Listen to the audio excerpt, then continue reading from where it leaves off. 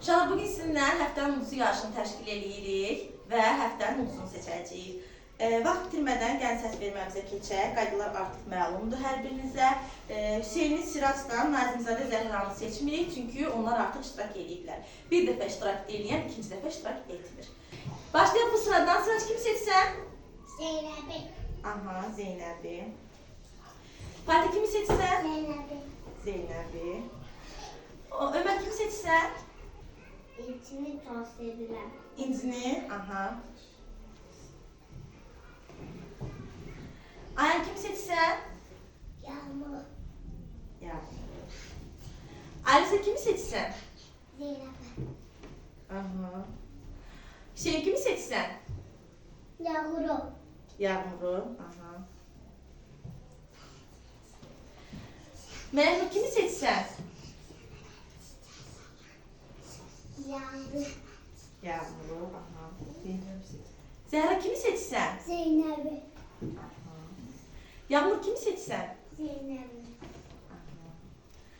Zinoş kimi seçsən? Yağmuru. Yağmuru, aha. Raul kimi seçsən? Zeynəbi. Aha. Yusuf kimi seçsən?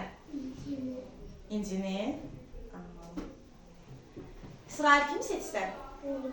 Aileni. Aha.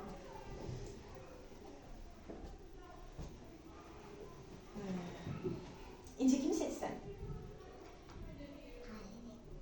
Aileni. Aileni kimi seçsən? Zeynəbi. Zeynəb. Deməli, 7 səs çoxluğu ilə Zeynəb bu həftəmizin ulduzudur. Alqışlarınız da gəlsin. Gətir. Siz Zeynəbi seçdiniz. Bu həftəmizin ulduzu Zeynəb seçildi. Gəlin görək 5 sualının 5-nə, 4-ünə və 3-ünə düzgün cavab verə biləcəkmi Zeynəb? Zeynəb, ilk sualımızdan başlayaq. Birinci sualımız. Vətənimiz haradır? Azərbaycan. Aferin Zeynəb, alqışlayaq şaxır. İkinci sualımız Zeynəb. Bu hansı heyvandır? Dursan. Aferin Zeynəb'e, düzdür. Üçüncü sualımız Zeynəb. Bayrağımızda neçə rəng var? Yaşıl. Say birinci. Mavi, Mavi. sonra kırmızı. Kırmızı. Yaşıl. Aferin Zeynəb'e, üç rəng. Dördüncü sualımız. Zeynəb, biz hansı fəsildəyik? Bax. Çevir bax. Hansı fəsildəyik? Qar yağır. Qar yağır, son hansı fəsildir? Qız. Aferin Zeynəb'e, düzdür. Beşinci sualımıza keçək.